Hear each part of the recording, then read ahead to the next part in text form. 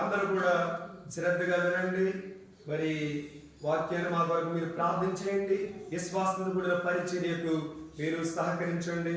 మా కొరకు మీరందరూ కూడా ప్రార్థించవలసిందిగా మనవి చేస్తూ ఉన్నాం. దేవుడు మనందరూ బహుగా దీవించునుగాక.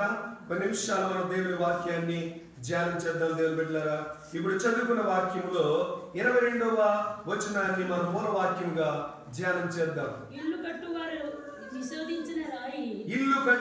నిషేధించిన రాయి మూలకు తలరాయి ఆయను. అందరూ చెప్పండి మళ్ళీ. ఇల్లు కట్టువారు నిషేధించిన రాయి మూలకు తలరాయి ఆయను. దేవునికి స్తోత్రం. హల్లెలూయా. దేవుని బిడ్డలారా, యెషయా గ్రంథంలో 28వ అధ్యాయము 16వ వచనాన్ని మనం చదువుకుందాం. యెషయా గ్రంథము 28:16. ఎవరు ముందు తీస్తే వాడు చదవండి. ప్రభువు యెహోవా ఇలాగ సెలవిచ్చున్నాడు, సియోనులో పునాది రాతిని వేసిన వాడు నేనే, అది పరిశోధింపబడిన రాయి, అమూల్యమైన తలరాయి, బహుస్థిరమైన మూలరాయి అయ్యున్నది. చూడండి, విశ్వసించువాడు కలవరపడడు. దేవునికి స్తోత్రం. ప్రభువు యెహోవా ఇలాగ సెలవిస్తున్నాడు, తండ్రి అయిన దేవుడు సియోనులో పునాదిగా రాతిని వేసిన వాడను నేనని చెప్తున్నాడు. ఆ రాయి ప్రభు అయిన యేసుక్రీస్తే. దేవునికి స్తోత్రం. నిషేధింపబడిన రాయి. ఒకప్పుడు ఒక 50 సంవత్సరాల క్రితం, ఒక సుమారు 40 సంవత్సరాల క్రితం నిషేధించారు ప్రభుని మన దేశంలో కొంతమంది. పిల్లరా, ఈ రోజున ఎవరైతే నిషేధించారో యేసుక్రీస్తు ప్రభుని రాయిని, ఈ రోజున అదే మూలకు తలరాయి అవుతా ఉంది.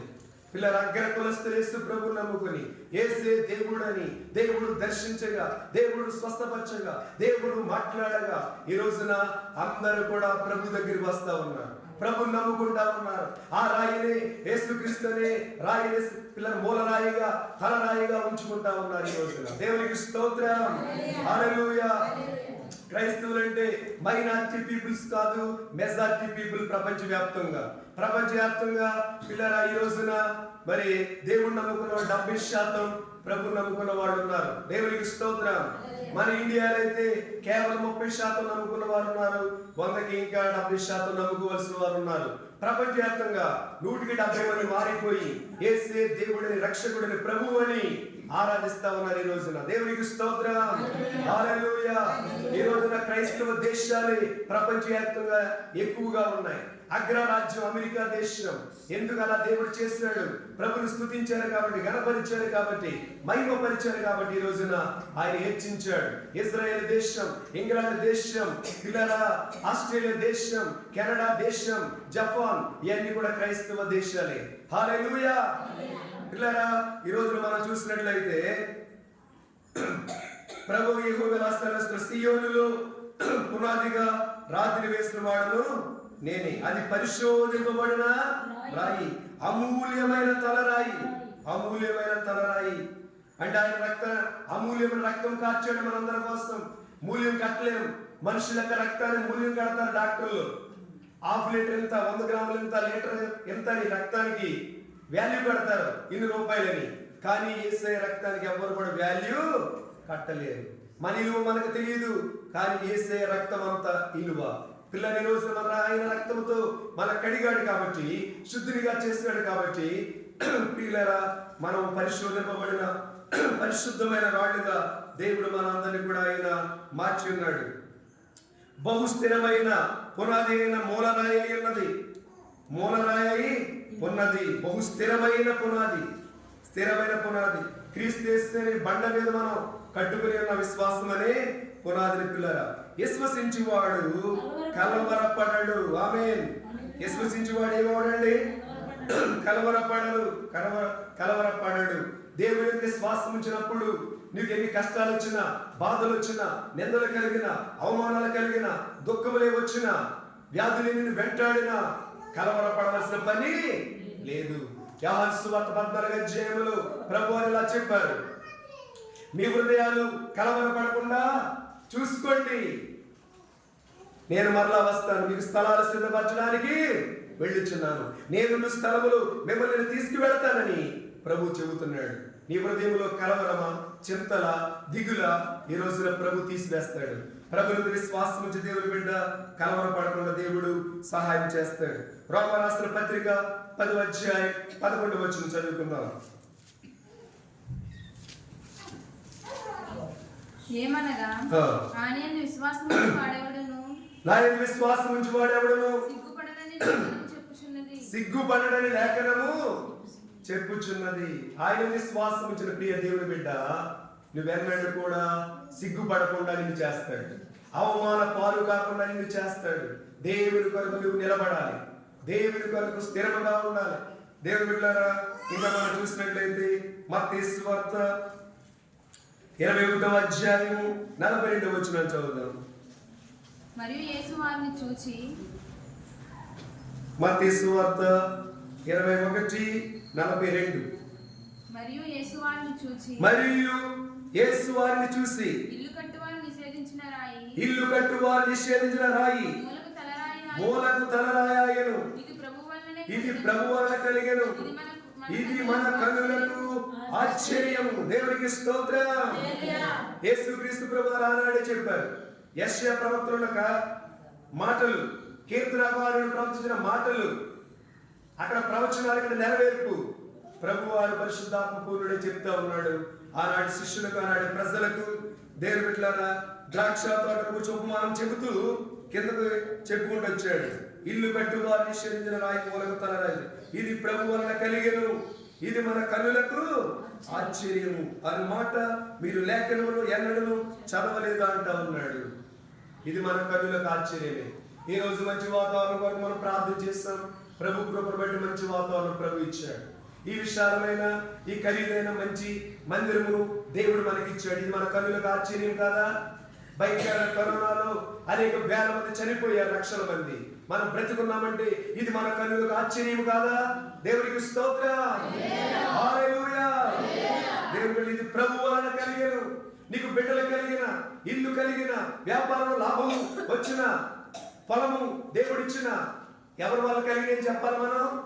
దేవుని వలన కలిగింది. దేవుని కృప వలన, దేవుని కరుణ వలన దేవుడు ఇవన్నీ కూడా నాకు కలుగు చేస్తున్నాడని మనం ప్రతి ఒక్కరికి కూడా సాక్షి చెప్పేవారుగా ఉండాలి. దేవుని బిడ్డలారా, దేవునికి స్తోత్రం. హల్లెలూయా. ఈ విషయాలు మార్కు సువార్త రాస్తాడు, మార్కులు లోకా సువార్తలో కూడా రాస్తాడు.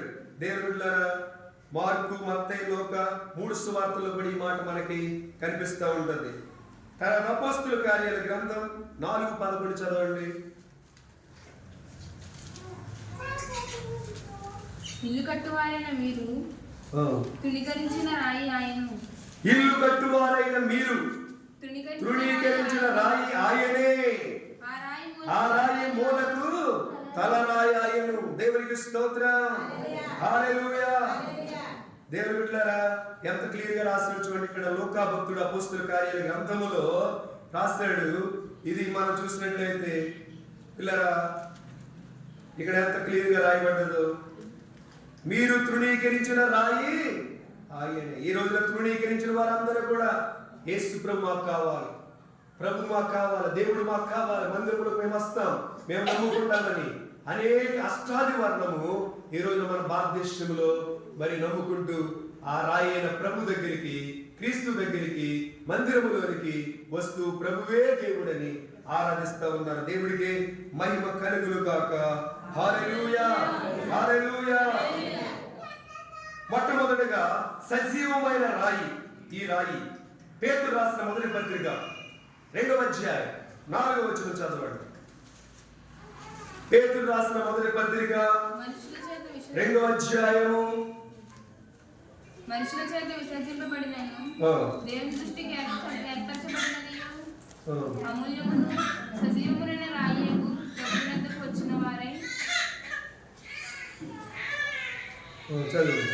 పరిశుద్ధ యాజకులుగా ఉండుటకు కట్టబడుచున్నారు. మనుషుల చేత విసర్జింపబడినను దేవుని దృష్టికి ఏర్పరచబడినదియు అమూల్యమును సజీవమైన రాయగు ప్రభువునొద్దకు వచ్చిన వారై యేసుక్రీస్తు ద్వారా దేవునికి అనుకూలములకు ఆత్మ సంబంధమైన బలులు అర్పించుటకు పరిశుద్ధ యాజకులుగా ఉండునట్లు మీరును సజీవమైన రాళ్ల వలె ఉండి ఆత్మ సంబంధమైన మందిరముగా కట్టబడుచున్నారు. మీరందరూ మనందరూ ఎవరండి? ఆత్మ సంబంధమైన మందిరాలుగా దేవుడు మన కట్టాడు. దేవునికి స్తోత్రం. కొన్ని రాష్ట్ర మొదటి పత్రికలు నీ దేహమే నాకు ఆలయమని ప్రభు చెబుతా ఉన్నాడు. దేవునికి స్తోత్రం.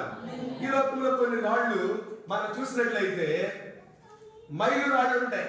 మైలు రాళ్ళు అవి దాని మీద నర్సాపురం 2 కిలోమీటర్లు, తూర్పుతాడు నర్సాపురం, లేదా కాకినాడ 2 కిలోమీటర్లు, రాజమండ్రి 2 కిలోమీటర్లు అని ఉంటుంది. అది రాయి అలాగే స్టాండర్డ్ గా ఉంటుంది, కానీ అది ఏ ఊరు ఎన్ని కిలోమీటర్లో చూపిస్తూ ఉంటుంది. అది చూపిస్తూ ఉంటుంది, స్టాండర్డ్ గా అది ఉంటుంది. దాని మీద రాయబడిన రాతలు బట్టి ఆ రాయి మీద, ఆ మైలు రాయి మీద చూసుకుంటూ వెళ్తూ ఉంటాం. బండి మీద డ్రైవ్ చేస్తున్నా, బస్సులో వెళ్తున్నా, ఎన్ని కిలోమీటర్లు మనం వెళ్ళే ఊరు రాజమండ్రి, లేకపోతే కాకినాడ, విజయవాడ, హైదరాబాద్, ఆ రాయి మీద ఉన్న అక్షరాలు ఆ కిలోమీటర్ల నెంబర్లు చూసి మనం ఇంకా దగ్గరికి వచ్చేస్తున్నాం, పర్వాలేదులే అనుకుంటా ఉంటాం. దేవునికి స్తోత్రం. హల్లెలూయా. ఇకపోతే ప్రభు వాక్యములో సరిహద్దు రాళ్లను పాటించుకోమంటాడు. బైబిల్ గ్రంథంలో దోవచూపు స్తంభం నిలబెట్టమంటాడు. సరిహద్దు రాళ్ళు, ఒక పొలం కొంటే 4 పక్కల 4 సరిహద్దు రాళ్ళు పాతుతామా? పాతుతాం. సరిహద్దు రాళ్ళు. ఆ సరిహద్దు రాళ్ళు ఏంటో తెలుసా? 1 పిల్లారా వాక్యం, 2 ఒక రాయి వాక్యం, 2వ రాయి ప్రార్థన, 3వ రాయి విశ్వాసం, 4వ రాయి ప్రేమ. దేవుని ప్రేమ, అగాపే ప్రేమ కలిగి మనం ఉండాలి పిల్లారా. దేవునికి స్తోత్రం. హల్లెలూయా, హల్లెలూయా. ఇక్కడ పేతురు తన పత్రికలో ఏమని రాశాడంటే, దేవుని బిడ్డలారా, ఆత్మ సంబంధమైన మందిరముగా కట్టబడుచున్నారు మీరు సజీవమైన రాళ్ళని వాక్యం సెలవిస్తా ఉంది. 6వ వచనములో ఏలయనగా ఇదిగో నేను మనుష్య ముఖ్యమును ఏర్పరచబడినదియు అమూల్యమైన మూలరాతిని సియోనులో స్థాపించుచున్నాను. ఆయన విశ్వాసం నుంచి వాడు ఏమాత్రం కూడా సిగ్గుపడడానికి ఇక్కడ కూడా రాస్తాడు. దేవుని బిడ్డలారా, దేవునికి స్తోత్రం. హల్లెలూయా. అది మొట్టమొదటి సజీవమైన రాయి. 2వ రాయి మనం చూద్దాం. కింద మొదటి మూల రాయి అని కూడా ఉంది కదా, మూల రాయి. దేవునికి స్తోత్రం. హెబ్రీయులకు రాసిన పత్రిక 3:3 చదవండి. హెబ్రీ 3వ అధ్యాయం 3వ వచనం. ప్రతి ఇల్లును ఎవరైనా ఒకరి చేత కట్టబడుతుంది. సమస్తమును కట్టిన వాడు దేవుడే. ఇంటికంటే ఈయన మోషే కంటే ఎక్కువ మహిమకు, యేసు ప్రభువు మోషే కంటే ఎక్కువ మహిమకు అర్హుడుగా ఉన్నాడు. దేవునికి స్తోత్రం. హల్లెలూయా. మనం చూసినట్లయితే దేవుని బిడ్డలారా 6వ వచనాన్ని కూడా మనం చదువుకుందాం. అయితే క్రీస్తు కుమారుడై ఉండి ఆయన ఇంటి మీద నమ్మకంగా ఉన్నాడు. ధైర్యము నిరీక్షణ వలని ఉత్సాహమును తుదమట్టుకు స్థిరముగా చేపట్టిన యెడల మనమే ఆయన ఇల్లు. హల్లెలూయా. ఆయన ఇల్లు ఎవరో? మనమే. సజీవమైన రాళ్ళుగా కట్టాడు. ఇప్పుడు ఈ బిల్డింగ్ కట్టాలంటే ఒక ఇటుక పైకి కట్టుకుంటే వెళ్ళాలి. అలాగే నీవు కూడా ఒక్కొక్క ఇటుకై ఉన్నావు. నిన్ను అలాగా మనందరినీ ఒక్కొక్క ఇటుకగా కట్టాడు. అందుకని ప్రభు అంటున్నాడు, నేను శిరస్సై ఉన్నాను, మీరు అవయవాలై ఉన్నారు. ఆయన శిరస్సుగా ఉన్నాడు మన క్రీస్తు ప్రభు సంఘానికి. దేవుని బిడ్డలారా, ఈ రోజు మనం చూసినట్లు ఏ అవయవం చేసే పని ఆ అవయవము చెయ్యాలి. చెయ్యి చేసే పని కాలు చేయలేదు, కన్ను చేసే పని చెవి చేయలేదు. కాబట్టి సంఘములో ఉన్న, మందిరములో ఉన్న ప్రతి ఒక్కరు కూడా దేవుడు మనకి అప్పగించిన బాధ్యతలు, దైవజనులు చెప్పిన విషయాలు, ఏ పని చెప్తే ఆ పని మనం చేసేవాళ్ళంగా ఉండాలి. దేవుని బిడ్డలారా, అప్పుడే మనం దీవించబడతాం, ఆశీర్వదించబడతాం. దేవుని బిడ్డలారా, తర్వాత మనం చూసినట్లయితే ఎఫెసీయులకు రాసిన పత్రిక 2:20.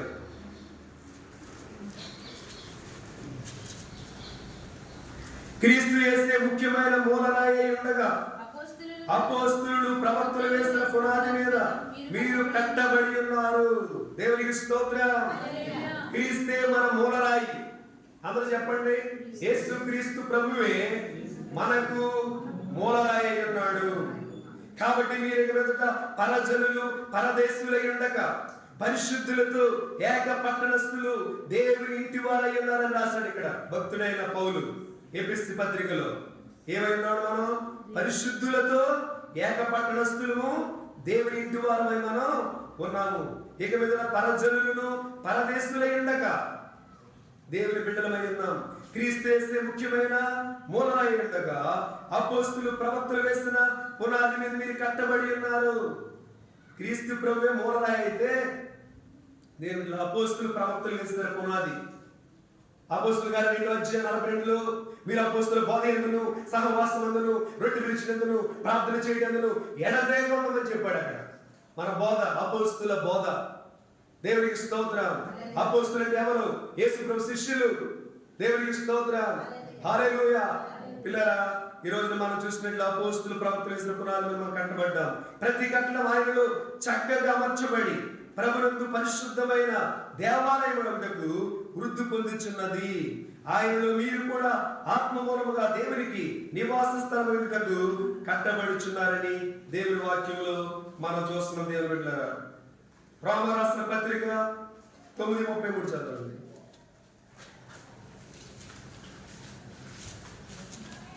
ఇదిగో నేను అడ్డురాతిని అడ్డుబండను సియోనులో స్థాపించుచున్నాను.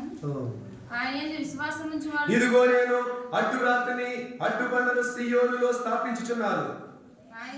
ఆయన విశ్వాసం ఉంచువాడు సిగ్గుపరచబడడు అని వ్రాయబడిన ప్రకారము వారు అడ్డురాయి తగిలి తొట్టుపడి. దేవుని మాట సరిగా వినకపోతే, దేవుడు చెప్పినట్టు చేయకపోతే, పాపిష్టి పనులు మానకుండా ఉంటే అడ్డురాయిగా తగులుతాడండి. ఆయన పడిపోతాం ముందుకు వెనక్కు. చాలా జాగ్రత్తగా ఉండాలి. దేవుడు నమ్ముకున్న వాళ్ళందరూ కూడా పరిశుద్ధమైన జీవితం జీవించాలి. పిల్లరా, మంచి హృదయం కలిగి ఉండాలి. దేవుని ప్రేమ కలిగి ఉండాలి. పిల్లరా, దేవుని బిడ్డలారా, మనం చూసినట్లయితే దేవుని వాక్యంలో యెషయా గ్రంథంలో ఒక మాటను చదవండి. యెషయా గ్రంథం 8:14. అయితే ఆయన ఇశ్రాయేలు యొక్క 2 కుటుంబములకు తెగులు రాయిగాను అభ్యంతరము కలిగించి బండగాను ఉండును. అక్కడ కూడా రాయబడింది దేవుని వాక్యములో. తర్వాత తృణీకరించిన రాయి 4వదిగా తృణీకరించబడిన రాయి. మార్కు సువార్త 9:12.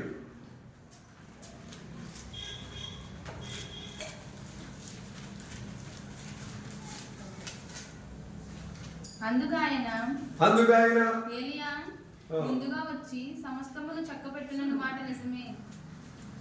ఆయన మనిషి కుమారుడు అనేక శ్రమలు పడి ఏలియా ముందుగా వచ్చి సమస్తమును చక్కబెట్టిన మాట నిజమే.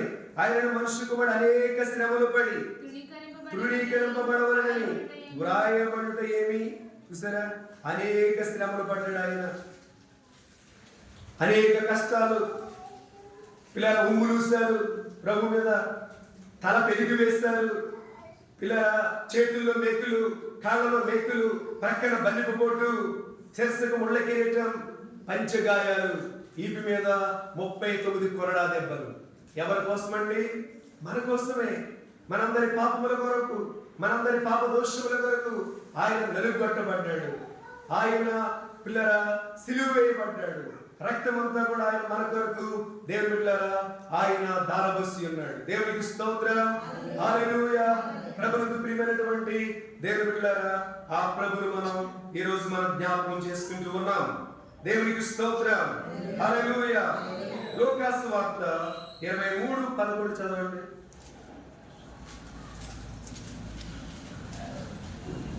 లూకా సువార్త 23:11. హేరోదు తన సైనికులతో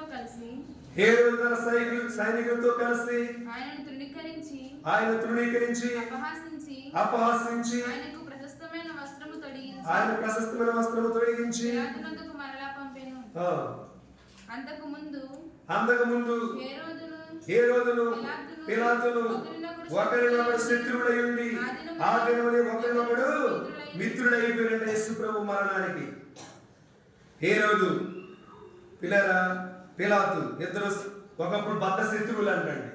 యేసు ప్రభు తీర్పు టైంలో వాళ్ళిద్దరూ కలిసిపోయారు. అంటే యేసు ప్రభు మరణము ఇద్దరు శత్రువుల్ని కలిపింది. యేసు ప్రభు మరణము మనకు పాప క్షమాపణ ఇచ్చింది. యేసు ప్రభు మరణము మనకు రోగ నివారణ ఇచ్చింది.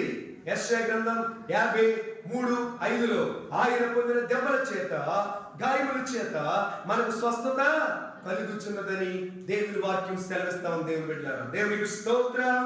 హల్లెలూయా, హల్లెలూయా. తర్వాత 5వ రాయి చేతి సహాయం లేకుండా తీయబడిన రాయి. దానియేలు గ్రంథం అందరూ తీయండి. దానియేలు గ్రంథం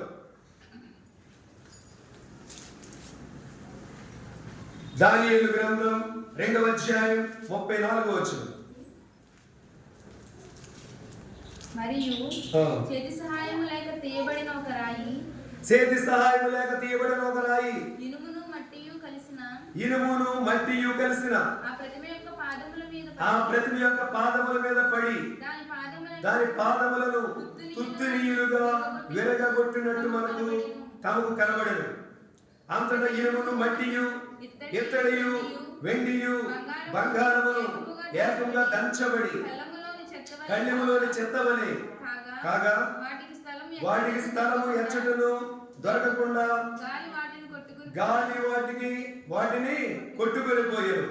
ప్రతిమను విరగొట్టిన ఆ రాయి సర్వభూతలమంతా మహాపర్వతమాయను. ప్రతిమను విరగొట్టిన రాయి సర్వభూతలమంతా మహాపర్వతముగా అయిపోయింది. ఈ రాయి ఏంటో కొన్ని నిమిషాలు మనం ధ్యానం చేద్దాం. ప్రభునందు ప్రియమైనటువంటి దేవుని బిడ్డలారా, మనం చూసినట్లయితే 17 నుంచి మనం చదువుకుంటే ఈ విధముగా వ్రాయబడుతుంది. అప్పుడు దానియేలు తన ఇంటికి పోయి తన స్నేహితులైన అనన్యాకును మిషాయాకును అజర్యాకును సంగతి తెలియజేస్తాను. ఒక నిమిషం ఆగమ్మా. ఏంటి సంగతి అంటే, నెబుకద్నెజరు ఒక కల కన్నాడు. రాజు ఆ దేశాన్ని, బబులోను దేశాన్ని పరిపాలిస్తున్న నెబుకద్నెజరు ఒక కల కన్నాడు. ఆ రాత్రి నిద్ర పట్ల అతనికి మనోవ్యాకులం చెందున్నాడు. మనశ్శాంతి లేని వాడుగా ఉన్నాడు. నిద్ర పట్టని వాడిగా ఉన్నాడు. కల కన్నాడు, కానీ పిల్లరా ఆ కళ మరిచిపోయాడు. తెల్లవారేటప్పటికి కల కన్నాడు, మరిచిపోయాడు. దేవుని బిడ్డలారా, మనం చూసినట్లయితే బబులోను దేశంలో ఉన్న జ్ఞానులను, గారడి విద్య గల వాడిని, మాంత్రికుల్ని వీళ్ళందరినీ పిలిచాడు. పిలిచి నా కళకు అర్థం చెప్పమంటున్నాడు అందరినీ. మాంత్రికుల్ని, జ్యోతిష్కుల్ని, పిల్లరా గారడి విద్య గల వాళ్ళందరినీ పిలిచాడు. దేశంలో ఉన్న వాళ్ళందరినీ కళకు అర్థం చెప్పండి అంటున్నాడు.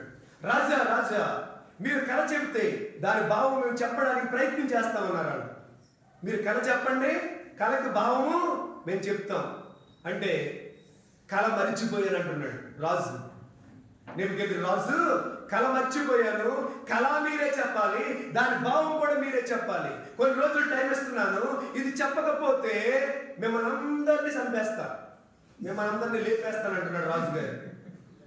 చాలా కష్టంగా ఉంది, చాలా బాధగా ఉంది. ఇప్పుడు ఈ విషయాలు దానియేలుకి తెలిసినాయి. భక్తుడైన దానియేలు ప్రకారం ఎంతమంది ఉన్నారు? శత్రుఘ్న, మేషక్, అబేద్నెగో దేవుని బిడ్డలు. దానియేలులో 9, 7 కూడా జ్ఞానులే. ఈ విషయం తెలిసింది దానియేలుకి. అప్పుడు ప్రార్థన చేయడం ప్రారంభించారు. ప్రార్థన చేసుకుని రాజు దగ్గరికి వెళ్ళి, అయ్యా రాజా అని చెప్తా ఉన్నాడు. చూడండి అక్కడ 31వ వచనం చూడండి. 31. రాజా తాము చూచుచుండగా బ్రహ్మాండమగు ఒక ప్రతిమ కనబడింది కదా. ప్రతిమ అంటే ఒక బొమ్మ కనబడింది. బాగా 10 నిమిషాలు. ఈ గొప్ప ప్రతిమ మహాప్రకాశమును భయంకరమైన రూపము గలదై తమరి ఎదుట నిలిచెను. ఆ ప్రతిమ యొక్క శిరస్సు చూడండి. ఆ బొమ్మ కంట శిరస్సు ఎలా ఉంది తెలుసా? బంగారంతో ఉందంట తలకాయ. దాని రూపము దాని రొమ్మును భుజములు దాని రొమ్ము ఈ భాగము భుజములు వెండితో ఉన్నాయి. దాని ఉదరము దాని పొట్ట భాగము తొడ భాగము ఇత్తడి. దాని మోకాలు ఇనుపవేవు. దేవుని బిడ్డ దాని మోకాలు ఇనుము. దాని పాదములు ఒక భాగము ఇనుపది. తన పాదములు 2 పాదాలు ఉంటాయి కదా, 2 అడుగులు. ఒక అడుగేమో దేవుని బిడ్డ ఇనుము, ఒక అడుగేమో మట్టిదిగా ఉంది. మరియు చేతి సహాయము లేక తీయబడిన ఒక రాయి ఇనుము మట్టి కలిసి ఆ ప్రతిమ యొక్క పాదముల మీద పడి దాని పాదములు తుత్తి నీళ్లుగా విరగొట్టినట్టు నాకు తమకు కనబడెను. కల చెప్పాడు ఇప్పటికి. ఎవరు? భక్తుడైన దానియేలు మర్మములు బయలుపరచగల దేవుడు పిల్లల మర్మాలు బయలుపరుస్తా ఉన్నాడు దానియేలు ద్వారా. కల చెప్పాడు. ఓ నిజమే అన్నప్పుడు గుర్తొచ్చింది ఈ రాజుగారికి. నిజమే, నువ్వు చెప్పినంతా కరెక్టే. శిరస్సు బంగారముతో ఉంది, భుజాలు వెండితో ఉన్నాయి, ఓ పట్ట ఇత్తడితో ఉంది, పాదాలేమో ఒక పాదము ఓ ఇనుముతో, ఒక పాదం మట్టితో ఉంది. కరెక్ట్ గా బొమ్మ, ఆ డయోగ్రామ్, ఆ పిక్చర్ కరెక్ట్ అని చెప్పాడు. కల రావడం తర్వాత కల భావం చెప్తున్నాడు దేవుని బిడ్డలారా. 36 నుంచి చదవండి. తాము కన్న కల ఇదే, దాని భావము రాజు సముఖమును మేము తెలియజెప్తున్నాము. రాజా, పరలోకమందున దేవుడు రాజ్యమును అధికారమును బలమును ఘనతయు తమరికి అనుగ్రహించి ఉన్నారు. తమరు రాజులకు రాజై ఉన్నారు. ఆయన మనుషులను నివసించు ప్రతి స్థలమందును మనుషులు లేనేమి, భూజంతువులేమి, ఆకాశ పక్షులేమి అన్నింటినీ ఆయన తమ చేతికి అప్పగించి ఉన్నాడు. ఇంతవరకు వారందరి మీద తమరికి ప్రభుత్వాన్ని గురించి ఉన్నాడు. తామే ఆ బంగారపు శిరస్సు అని చెప్పాడు. నెబుకద్నెజరు రాజే బంగారపు శిరస్సు అని చెప్పారు. ఆ కళలో ఉన్న భావం దేవునికి స్తోత్రం, హల్లెలూయా. తాను చనిపోయిన తర్వాత తమ రాజ్యం కంటే తక్కువైన రాజ్యం ఒకటి లేస్తుంది. మీరు చనిపోయిన తర్వాత ఇంకో రాజ్యం వస్తుంది మీ తర్వాత అని చెప్పాడు. అటు తర్వాత లోకమంతా ఏలునట్టి 3వ రాజ్యం ఒకటి లేస్తుంది. అది ఇత్తడి వంటిది అని చెప్పాడు. పిమ్మట 4వ రాజ్యం లేస్తుంది. మళ్ళీ అది ఇనుము వలె బలముగా ఉంటుంది. ఇనుము సమస్తమైన వాటిని దంచి విరగొట్టినది కదా. ఇనుము పగలగొట్టినట్లు అది రాజ్యములన్నిటిని కూడా పగలగొట్టి పొడి చేయును. పాదములు వేళ్ళు కొంత మట్టులకు కుమ్మరి మట్టినిగాను, కొంత మట్టుకు ఇనుపదిగాను ఉన్నట్టు తమని కనబడిన కనుక ఆ రాజ్యములో భేదములుండును. 4వ రాజ్యంలో ఏముంటాయి? భేదాలు ఉంటాయి, భేదాభిప్రాయాలు ఉంటాయి, సమస్యలు ఉంటాయి, గొడవలు ఉంటాయి. అయితే ఇనుము బురదతో కలిసినట్టు కనబడిన కనుక ఆ రాజ్యం అలాగే ఉండును. ఆ రాజ్యము ఇనుము వంటి బలము గలదై ఉండును. పాదములు వేళ్ళు కొంత మట్టుకు ఇనుపముగాను, కొంత మట్టుకు మట్టివిగాను ఉన్నట్టు ఆ రాజ్యం ఒక విషయములు బలముగాను, ఒక విషయములు నీరసముగా ఉంటుందంటండి. ఇనుము బురద మిళితమైనట తమకి కనబడును. అటువలే మనుష్య జాతులు మిళితములై ఇనుము మట్టితో అతుకున్నట్లు వారు ఒకరితో ఒకరు పసుక్కోకుండా ఉంటారు. ఈ రోజులు కూడా అలాగే పసుక్కోకుండా ఒక దేశం మీద ఒక దేశం యుద్ధాలు జరుగుతూ ఉన్నాయి. పిల్లరా, కుటుంబాల్లో కలహాలు ఏర్పడతా ఉన్నాయి, సమస్యలు ఏర్పడతా ఉన్నాయి. దేవుని పిల్లరా, అలా ఉండకూడదని దేవుని వాక్యము సెలవిస్తా ఉంది. పిల్లరా, ఆ రాజుల కాలంలో పరలోకమందున దేవుడు ఒక రాజ్యమును స్థాపించును. దానికి అన్నిటికీ నాశనము కలగదు. హల్లెలూయా. నాశనము కలగని రాజ్యం దేవుని రాజ్యం, కింగ్డమ్ ఆఫ్ హెవెన్. దేవుని రాజ్యానికి నాశనం ఉండదు. ఇక్కడ ఉన్న ప్రభుత్వాలు మారిపోతాయి, రాజకీయ నాయకులు మారిపోతా ఉంటారు, మంత్రులు మారిపోతా ఉంటారు. మారనివాడు, మార్పు లేనివాడు ప్రభువు యేసుక్రీస్తు ఒక్కడే. దేవునికి స్తోత్రం, హల్లెలూయా, హల్లెలూయా. ఆ రాజ్యం దాని పొందిన వారికి గాక మరి ఎవరికి చెందదు. అది ముందు చెప్పిన రాజ్యములన్నిటినీ పగలగొట్టి, దేవుని రాజ్యం ముందు చెప్పిన రాజ్యాలను పగలగొట్టి నిర్మూలన చేయను గాని అది యుగ యుగముల వరకు నిలుస్తుంది. యుగ యుగములు నిలిచే రాజ్యం దేవుని రాజ్యం. ఇప్పుడు 45వ వచనం చదవండి. చేతి సహాయము లేక పర్వతము నుండి తీయబడిన ఆ రాయి ఇనుమును, ఇత్తడిని, మట్టిని, వెండిని, బంగారమును పగలగొట్టగా తమను చూచితిరే కలలో. ఇందువలన మహాదేవుడు ముందు జరగబోవు సంగతి రాజులకు తెలియజేసి ఉన్నాడు. కల నిశ్చయం దాని భావము నమ్మదగినదని దానియేలు రాజుతో చెప్పెను. దేవునికి స్తోత్రం. హల్లెలూయా. ఈ రాయి ఏ రాయి? చేతి సహాయం లేకుండా తీయబడిన రాయి దేవుని రాజ్యమే. దేవునికి స్తోత్రం. హల్లెలూయా. ప్రభువుకు ప్రియమైనటువంటి దేవుని బిడ్డలారా, మనం ఈరోజు 5 రాళ్ళ గురించి మనం ధ్యానం చేసి ఉన్నాం. మొదటి రాయి సజీవమైన రాయి. పేతురు రాసిన మొదటి పత్రిక 2:4 చూస్తాం. 2 మూల రాయి. పేతురు రాసిన మొదటి పత్రిక 2:6 రాయబడ్డది. 3 అడ్డు రాయి. అది కూడా పేతురు రాసిన మొదటి పత్రిక 2:7, రోమా 9:33 మనం చూస్తాం, చదివాం. 4 తృణీకరించిన రాయి. అపోస్తలుల కార్యాల గ్రంథం 4:11 మనం ధ్యానం చేస్తాం. 5వ రాయి చేతి సహాయం లేకుండా తీయబడిన రాయి. ఆ రాజ్యంలోకి మనం వెళ్ళడానికి సిద్ధపడదాం. ఆ రాజ్యం కొరకు మనం కనిపెడదాం. ఆ రాజ్యం కొరకు మనం దేవుని బిడ్డలారా ప్రార్థన చేయవలసిన వారుగా ఉన్నాం. ఎప్పుడైతే రాజు కనిన కళ, నెబుకద్నెజరు కనిన కళ దాని భావం చెప్పాడు దానియేలు.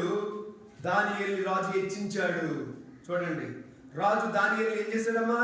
హెచ్చించాడు. దేవునికి స్తోత్రం. హల్లెలూయా.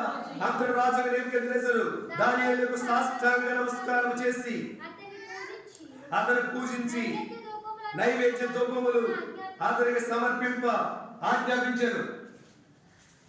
మరియు ఈ మర్మములు బయలుపరచడం నీవు సమర్థుడు అయితివే.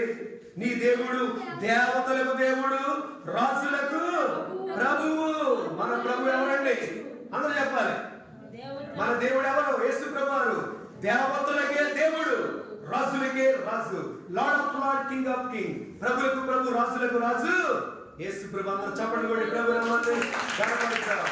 ఈ విషయం మామూలు సామాన్య వ్యక్తి చెప్పడం లేదు. నెబుకద్నెజరు రాజు సాక్ష్యం చెప్తున్నా ఉన్నాడు. నెబుకద్నెజరు రాజు స్టేట్మెంట్ ఇస్తా ఉన్నాడు. మీ దేవుడు గొప్ప దేవుడయ్యా. ఆయన దేవతలకు దేవుడు, రాజులకు రాజు అయి ఉన్నాడు. ఈ మర్మము తెలియక కలత చెందిన వాడై నిద్ర పట్టని వాడిగా ఉన్నాను. నేను తల పీక్కున్నాను. రాత్రి నిద్ర పట్టలేదు. బబులోనులో గాలి నుంచి వాళ్ళు ఎవరైనా చెప్పగలిగారా? జ్యోతిష్కులు ఎవరైనా చెప్పగలిగారా కలభావం? ఎవడి వల్ల కాదండి, దేవుడి వల్ల తప్ప. దేవునికి స్తోత్రం. దేవుని భక్తుల వల్ల తప్ప, పరిశుద్ధాత్మ పొందుకున్న వారి తప్ప మర్మాలు ఎవరి వల్ల బయలుపరచబడదు. దానియేలు ముమ్మారు ప్రార్థన చేసేవాడు. దేవుని బిడ్డలారా, అంతేకాకుండా శ్రేష్టమైన బుద్ధి గలవాడు దానియేలు. దేవునికి స్తోత్రం. హల్లెలూయా. ఈ దానియేలు ఎవరంటే డిక్షనరీలో కూడా రాయబడ్డది దావీదు కుమారుల్లో ఒక కుమారుడు. దావీదు కుమారుడు ఒక కుమారుడే దానియేలు. దేవునికి స్తోత్రం. హల్లెలూయా. తండ్రి యొక్క భక్తి, తండ్రి యొక్క ఆరాధన జీవితం, తండ్రి యొక్క పిల్లల క్రమం, లైన్ అంతా కూడా దానియేలుకు వచ్చి ఉన్నది. బబులోను దేశంలో పిల్లల చెరగుని తీసుకొచ్చారు ఈ దానియేలు కూడా పెండ్లు కూడా చేసుకోలేదు. దేవుని బిడ్డలారా, ఎంతో భక్తుడుగా ఈయన ఉన్నట్లుగా వాక్యం సెలవిస్తా ఉంది. ప్రభువుకు ప్రియమైనటువంటి దేవుని బిడ్డలారా, చూడండి ఈ దానియేలుని ఎలాగా హెచ్చించాడు. అప్పుడు రాజు దానియేలును బహుగా హెచ్చించి అనేక గొప్ప దానములిచ్చి అతని బబులోను సంస్థ అంతటి మీద అధిపతిగాను బబులోను జ్ఞానులందరిలో ప్రధానిగా నియమించాడు. అంతటి దానియేలు రాజునందు మనవి చేసుకొనగా రాజు శద్రకు, మేషకు, అబేద్నెగో అనువారిని బబులోను సంస్థానం మీద విచారకర్తలుగా నియమించాడు. అయితే దానియేలు రాజు సన్నిధిలో ఉండేను. నువ్వెవరి సన్నిధిలో ఉంటున్నావు? ప్రభు సన్నిధిలో ఉంటున్నావా? ఎన్ని గంటలు ఉంటున్నావు? ఎంతసేపు గడుపుతున్నావు దేవుని సన్నిధిలో? దేవుని బిడ్డలారా, దానియేలు రాజు సన్నిధిలో ఉన్నట్లుగానే మనము దేవుని సన్నిధిలో ఉండాలి. దేవుని సన్నిధిలో గడపాలి. దేవుని సన్నిధిలో దేవుని వాక్యమును ముచ్చడించాలి. దేవుని వాక్యానుసారముగా మనం నడుచుకోవాలి. ఆ రోజు